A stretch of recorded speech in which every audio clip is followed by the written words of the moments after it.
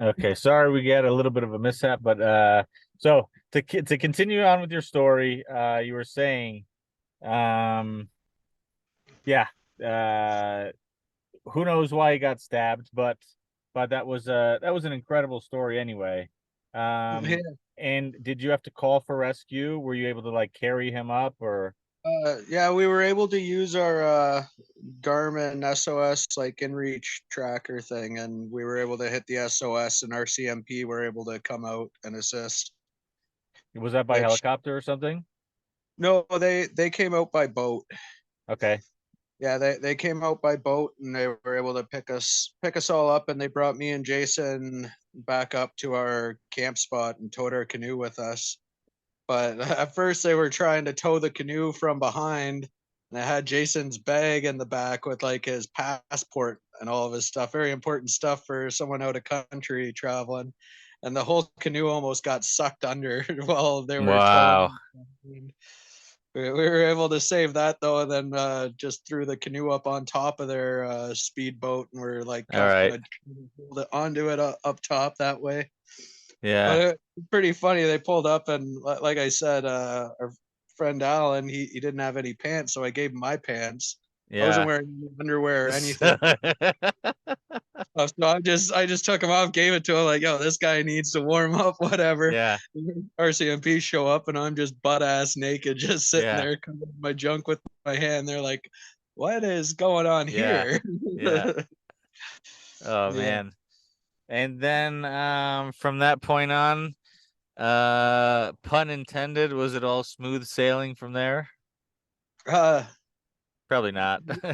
No, no. From that point on, there were two pretty intense rapids along the Mackenzie River, the Sault Ste. Rapids and the Rampart Rapids, and like both of those rapid parts, you could for the entire 24 hours leading, getting close to them, you could hear them like way off in the distance, and like every hour the sound just gets more and more intense, and the closer you get, like that just your nerves start building up and building up. Those were pretty, they were fun, like we got through them no problem, but just the sound of them approaching and the Yeah. anticipation was just, especially after the experiences that we had already had on river, like we were just like, no, we can't handle another like stressful, like, you know Yeah. kind of moment like that. And but we ended up getting through them no problem. Yeah, we got Be, through them no be, problem. And before you guys started, did either of you have much like rafting or canoeing or kayaking experience? so I've canoed a lot throughout my Okay. my life, but Jason, being Australian, Australians don't canoe so much with all the crocodiles in the water, I Yeah. guess. Yeah. Yeah. They try to stay away from the rivers, so he was fairly new to it, but he learned and picked up real fast. Okay. All right. Well, Yeah. it's good you had the We experience at kind of least. had a bit of a struggle at the beginning because it was his trip that he had planned, and Yeah. he wanted to be like kind of boss in control of what's going on. And it got to a point where I was just like, okay, I just don't think that your river experience is Yeah. at that level to for me to blindly follow you with Yeah. every decision. Yeah. So there was definitely some headbutting on decision making in the earlier stages, Yeah. but we figured it out. Okay. Yeah. So then after those rapids, like tell me what it was like. You said on that river there was like six villages, but what about along the whole way? There's probably not any So cities, maybe a few towns and some villages and so are you along, getting up into like First Nations people territory and like yeah, their villages? Yeah. 100%. Yeah, so there's only 9 villages along the Mackenzie River, which, like I said, second largest river in North America. And yeah, those 9 villages, only one of them has a road that goes to them. All the rest, everything's flown in or brought by boat. So, but like extremely remote, like Yeah. some of the most remote places you can be in the world. Yeah. And I they're think not used to the one seeing that a couple dudes just cruising up with a canoe, I'm sure. Oh yeah, every time we pulled up with our canoe, all of the locals from the village, they'd all come down and like greet us with open arms. Like they'd Yeah, come cook us food and just like want to chat and whatnot. And yeah. they don't have many places that serve alcohol there, so they'd all come down and be like, "Hey, you guys got any booze on you?" They're like, "No, no, no booze, no booze. I got some smoke Uh, though. You guys want to smoke? yeah, Come on over." yeah. Yeah, made a lot of friends doing that. Favorite village along on the way up was Toledo. It's Okay. right along the Bear River that goes right into the Great Bear Lake, one of the largest lakes in the world. And yeah, that place had some of the most friendly people, and the water that flows out of the Great Bear Lake, like you could just fill your cup going from Drink what's it. coming out of it, and it was the most like delicious, like almost sweet tasting water I've All right. tasted in my entire life. Yeah. Yeah, it And was a- very and cool. what were the like populations of these villages, and what were the conditions like in these places? So population, I'd say like the biggest population was probably like 100 to 150, Oh, and those are small small. Yeah. maybe being like 40. Okay. And yeah, So they're uh, subsistence living pretty much, or are they getting government assistance? I mean, there's no roads so in most of them, so so there's no roads, but with everything like the permafrost thawing up in the Arctic, with all of that happening, the government is making really big push to make business up there and okay. roads go up there. So a lot of their mining and oil kind of operations, the government's starting to get going as things are thawing up there.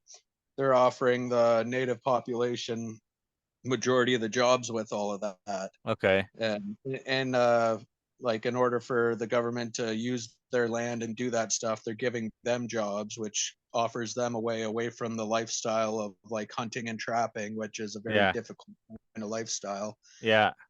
Also against the government's kind of hands in the cookie jar in a sense to be able to get up there and tap all of these untapped resources that have Yeah. just been laying dormant up there for years and years. But I'm gonna say like within the next probably 20 to 30 years, the Arctic is not going to be the same as Yeah. what we know it to be. Yeah, I'm sure. Yeah, a lot of I mean, change it's a going vast on. area, but there, yeah, probably a ton of resources and will be exploited at least little by little, maybe big by big, but Yeah, um, kind so, of but unfortunate, but it's yeah, the way our society seems to roll. yeah, for sure. But so then these people are pretty much, I mean, at least they are to a large degree surviving, subsistence living. They're fishing, they're hunting, they're trapping, Yeah, they're probably hard to even have a garden if there's permafrost up there. Like yeah, they pick berries, they forage a bit. yeah. I survived a lot of that trip off of fishing, foraging Okay. berries and different things out of the forest. All right. Yeah, I lost a Yeah, lot of weight on that trip. yeah, I imagine. Yeah, But I imagine that's also one of the probably better lessons learned on that trip is like you learn what it is to survive and mm, again to get out of the typical modern world of working, trading our time for money, using that money to buy things. In this situation, you're just in fucking nature. You're just out in the yeah, middle of nowhere, finding out how to survive. You have the means to get back if you need to. You probably have money saved and if you needed to buy stuff, but at least when you learn how to forage and to fish and when you're able to make yourself your own meal of what you've found, that's probably a pretty it, good it feeling. it's a pretty rewarding feeling. It really Yeah. is. I so on the villages, like how small they are, they literally like they all look out for one another because what once winter comes, like they're on their Yeah. own. They have a few ice roads that go through up there. Sure, you've seen like ice road truckers Yeah, that they yeah, yeah. do. That's where that takes place. Yeah. And there was this one village. The one morning, I was up on a big cliff. This is a village of maybe only 50 people, and I'm looking out over this like 3 kilometer wide river, and I see this little dot just going across. It was like, what the heck is that? I called one of the locals over. I was like, hey, come here. Pointed it out, and his eyes just lit up like, and then he turned around, ran to his vehicle, sped off in his truck, and then before you know it, 10 minutes later, 5 trucks all come speeding up with 5 people in the back of each truck, each of them with their shotgun locked, ready to go. It was a moose crossing the river. And then Oh, the wow. one guy going down to his boat, he's like, "Hey, you spotted the moose. You get to come. You get the kill." And I'm Yeah. like, "What? Okay." So I hop in the boat with this guy, and he's just speeding across in his boat with a few people in it, and we cut the moose. The moose was almost across the river, saw us hop in the boat, started going back across the other way, and the guy like had this panic in his voice. He's like, "Oh, if the moose reaches this sandbar before we can cut him off to get him to come back this way, then we're going to lose this moose, and that's going to be Yeah. no food for my entire village." We were Yeah. able to cut it off again, so the moose had to go back across again, like the fourth, fifth time. This moose was just absolutely exhausted by the time it got to shore. And then Buddy gave me the gun, and he's like, "Hey, this is your kill." So I ended up, I took 3 shots at it, and the thing Okay. was still standing. And the guy, all the locals that were in the boat, they're just laughing like, "Oh Yeah, my I bet. Yeah. god!" I'm just like, "Come on, man!" Like, God. they ended up Yeah. taking the gun and putting it out of its misery properly. And then after that, it was probably 10 minutes. They had that entire thing skinned, cut down into little different Yeah. bits, Okay. going back to the village within 10 minutes, 5 guys working on it. It was so And impressive. everybody knows their part and everybody knows what to do and they just get to it. Yeah. Yeah, it was something else to watch. Yeah. That's And pretty they awesome. ended up giving us like a 10-pound cut of meat to bring with us for the next few days on our trip. And we ate moose meat for the next few days. All right. So as you're getting up like further up north into the like Arctic, um, well, obviously, well, yeah, so that's you're getting into summer. So you're Mm-hmm. getting into nearly, yeah, 24 hours a day of sunlight. Yes, pretty much. It was so freaking beautiful, man. It was literally 4 hours of sunset directly followed by 4 hours of sunrise, like 8 hours Okay, of golden wow, hour. yeah. It was, yeah, it was that was my absolute favorite part of the whole trip. I'd probably say is just like I love sunsets, sunrises. They resonate with me, and Yeah. being able to enjoy 8 hours straight of that every single day was just phenomenal. And what about temperature? Because it's still cold out there, especially at night. You guys had Nope. enough gear for no. No, it is. So I would say it is hotter in the Arctic in summertime than it is in Florida. Oh, really? Because I thought that even at night you get. Oh, I guess you're not having night. No, that's right. No, there's the sun. Once the sun stays up for all day Yeah. long, it gets to a point where that is probably the hottest part of the world. That's what Okay. people told me up there. That's what I felt. Yeah. And the horse flies. Oh my God! When That it was my gets next question. Yeah. Okay. So horse flies were bad. What about mosquitoes? Other kind of bugs? the horse flies, they don't even call them horse flies. They call them bulldog flies because when they take a Okay. bite out of you, they're taking a chunk of your skin and you're gushing blood no matter what. Wow. And there would literally be hundreds and hundreds all trying to take a bite at you at once when you're on land during the day, like when the Okay. sun's like at its peak.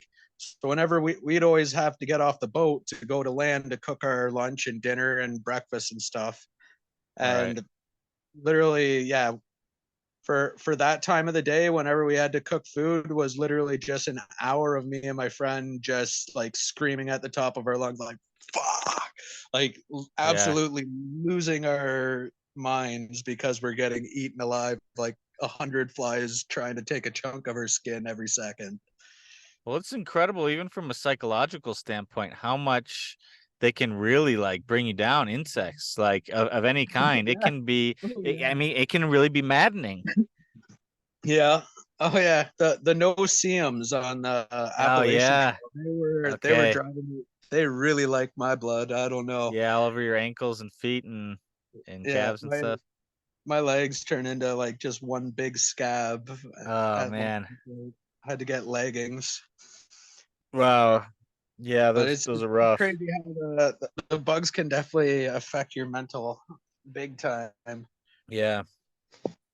Um, all right. So then, as you're getting up there, as you're getting up really north, is a lot of that melting, or you're still seeing glaciers and you're still seeing snow and stuff, or no? So for the first month of our trip, we were doing different river systems that weren't the Mackenzie River, doing Yeah. our bicycle portage. And down there was none of that. We literally, so my friend, he does mining up in the Arctic, and he catches Okay. a plane, and he messaged me when I was starting my trip saying, "Hey, I was just flying over Great Slave Lake, and it's still completely covered in ice. You might need to hold off on your trip." But we got really lucky, and the day before, or like 2 days before we started our trip down the Mackenzie River off of Great Slave Lake, all of the ice had just finished. So like our timing couldn't have been more perfect. Okay. Yeah, we All didn't right. have any to worry about. So But I'm looking on a map now actually because I see your route. yeah, So Reindeer Station was probably one of the towns you guys went by. Reindeer Station, where's that? I don't know. I'm just kind of looking. That's what it says. It looks So like it's kind of along the Mackenzie. we started in Hay River on Great Slave Lake. That's like right by the foot of the river, or mouth of the Okay. river.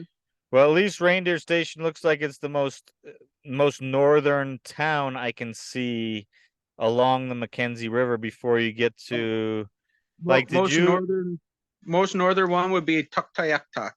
okay, I see that too. Okay, so you were all the way up there. Man, and Yeah. up there that's just all lakes. That is wow. Oh yeah. Once it gets up That's into thousands the delta thousands there, of lakes. Yeah. yeah, like that. If you look at the river system as it gets up to Tuktoyaktuk, there's like Yeah. hundreds and thousands of different river systems. If we Yeah. had taken one wrong turn in there, like there's people that have been lost and never found again. Yeah, because even looking up the Mackenzie River, I see how it also splits off into different sections, and like I'm thinking, man, that must have been tough. But did your GPS help? I mean, that must No, have we been didn't. We just used river guides and spoke to all the okay. locals and all the villages we stopped in. We always made sure to, like, they have elders in all their villages, and Okay, everybody always recommends going and saying hi to the elders, and yeah, asking any questions you have to them, or asking permission to do like certain things in their villages. You have to ask the elders. So we'd okay, always keep in close contact with the elders when we went through the villages. okay. And then they're kind of giving you directions on how to get to the next town or the next whatever village. Yeah. Yeah, and like certain parts of the river where it's like if you try doing the river on this side, you're gonna get sucked into a typhoon, or if you try Oh doing it on wow. this side, you're gonna get like some real intense kind of like currents and eddies happening. Wow.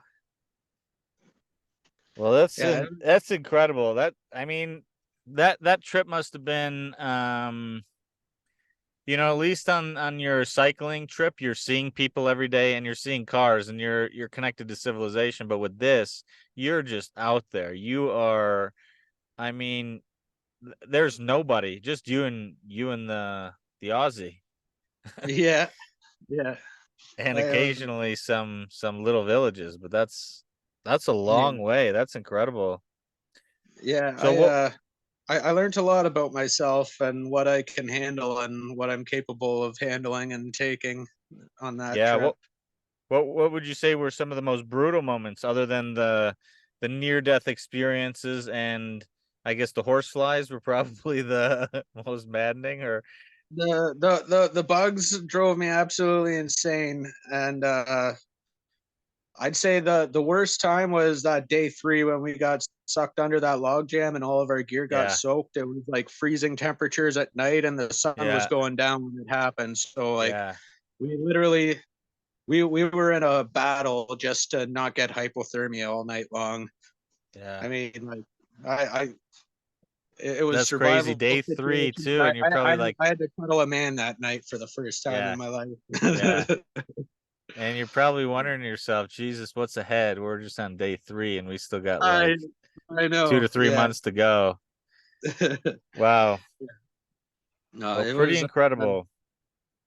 it was pretty amazing. Just all the people up there are pretty amazing, and just the insight and knowledge that the elders in in the villages, Yeah. the insight and knowledge on like just past and present events happening, like even with whatever you can call it, climate change or whatever.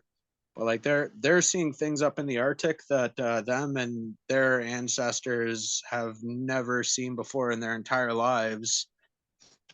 Like for that year that I went up, they said for the first time in any of their like elder recorded history, the ice melt moved the opposite direction. Like usually it goes with Wow. when it breaks up, but it was so intense that year that the ice actually built up and flowed backwards for the first time in all of their recorded history from all of their Wow. elders. They look as like a foreshadowing of bad things to come. Yeah. Yeah, Yeah. understandably so. Hmm. Um, so how long ago did you finish that trip? Was that a few years ago? Yeah, that would have been. Was that pre-COVID? Yeah, it was pre-COVID. It was Oh, wow. 2017 or 18. I did that one. Okay. All right. Yeah. And then in between, you've been back in Canada for the most part, or do you travel pretty regularly? I try to travel as much as I can, but COVID really Yeah. put a damper on all that stuff. And yeah, this is the first year with no COVID, no restrictions or anything. And the Australian guy I did the canoe trip with, he told me about the Pacific Crest Trail. He talked about Yeah. it the entire trip and just kind of burned it into my brain. And I started researching that. That's what I was originally going to do this year with my friend, but my friend fell 3 stories off a building and shattered his femur and his Shit. knee. So Wow. he wasn't able to Lucky do to that. only have that, honestly. He's lucky to be alive, very, very much Yeah. so. But yeah, through that happening, I decided to do the Appalachian Trail instead, just because there's more cities and stuff in Yeah. between. And I thought it would be a safer, better first introduction to hiking. Because before Yeah. this, I'd probably never hiked more than 5 miles consecutively in my Yeah. entire life. Okay. So, Yeah. and now I'm And up to so, doing like 20-mile days. So I've come away in the last 3 months. okay. Yeah, that was going to be my next question.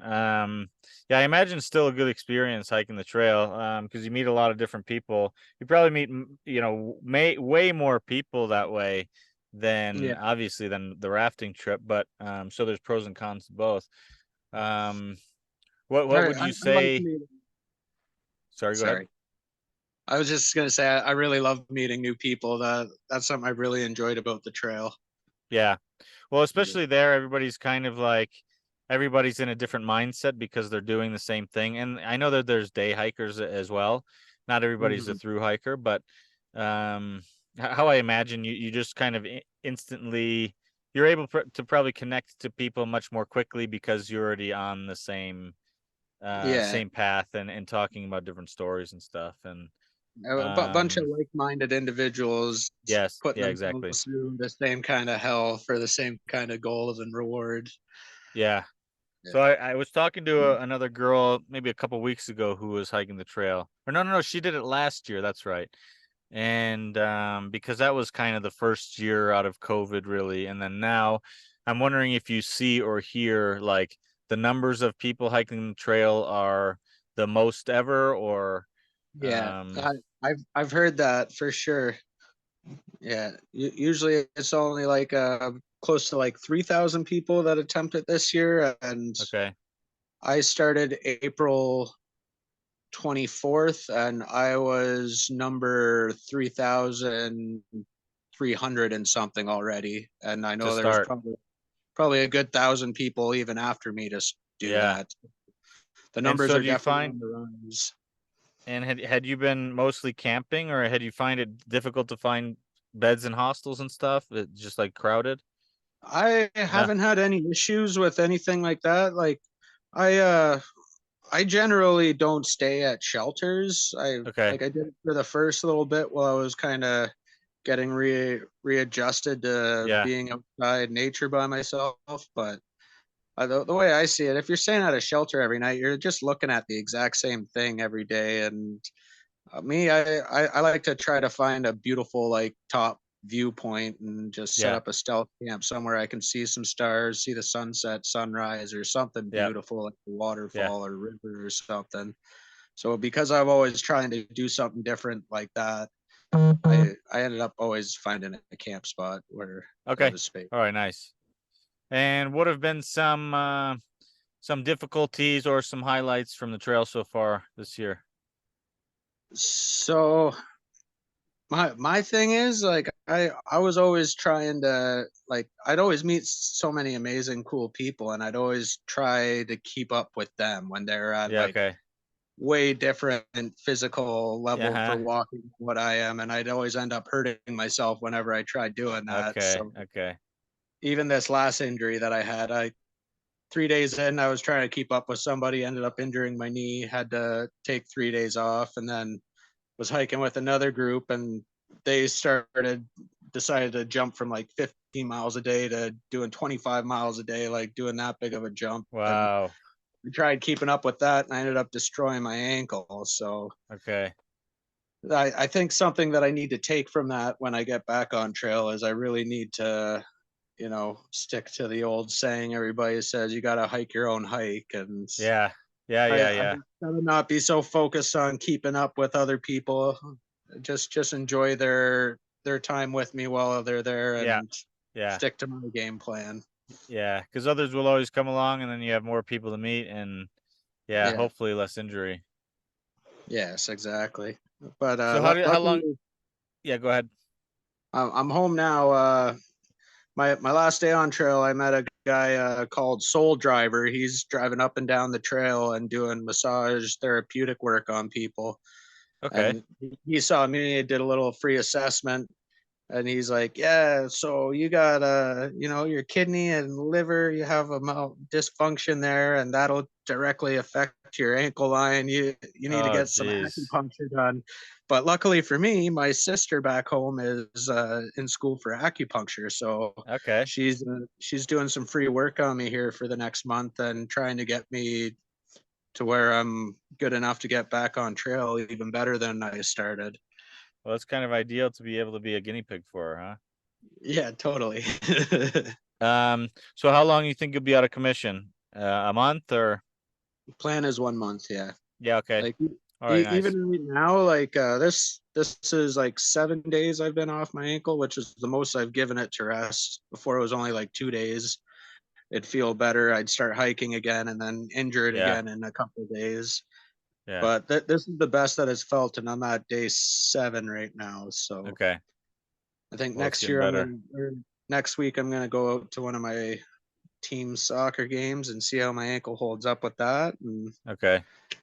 if it's still doing good, I'm just gonna keep doing the acupuncture and hopefully I'm back Right on on. trail in 3 4 weeks.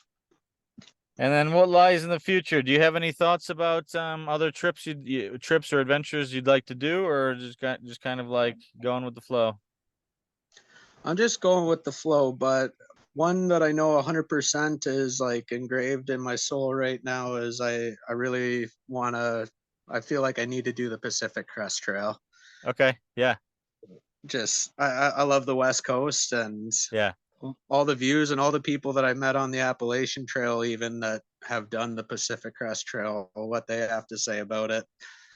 Yeah. It sounds like something that I'm not gonna rest easy until I get that one Yeah. on the belt. Yeah. I Yeah, agree. Yeah, I've heard nothing but good things.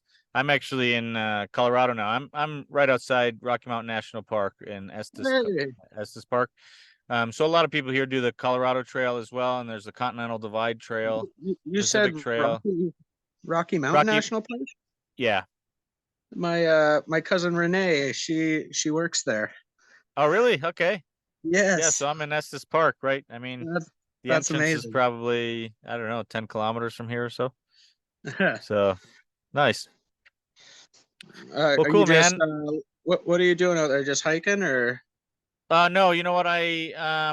It's really random. My aunt and uncle are in town tomorrow morning, and I've been living in Denver, or I spend summers in Denver the last few years, and I had a couple weeks I had no work, so I was gonna go off on a road trip, and I was up in Wyoming, and I was planning on going to the Dakotas and Montana, but it's like 100 degrees Fahrenheit here, which is, I don't know, 40 some Ew, degrees. that's And so disgusting. then I got, like, really fortunately, I got a kind of an email from work. I work freelance, and they said, anybody available to go to Estes Park on Wednesday to do to work at the YMCA, setting up for an event. And I was like, that's crazy, because my aunt and uncle are coming that day, and I almost had to, like, say I'm not going to go. Actually, I did tell them that I'm not going to make it, but then I decided I'd rather stay in the mountains of Colorado because it's Mhm. cooler. Denver's also, high 90s Fahrenheit. Yeah, Um, and so, yeah, I'm just kind of killing time here until probably tomorrow night. Probably have lunch or dinner with them, and then I'll be camping around here in the Rockies. cool, man. That doesn't sound Oh, like a yeah. bad way to spend the week. No, yeah, yeah. I also live a, yeah, pretty unique lifestyle. So That, that's awesome, man. it's good. That's why I can relate to your stories in some way, even though I haven't done them. I can understand a lot of the benefits and a lot of the some of the lifestyle behind it. So, Hmm.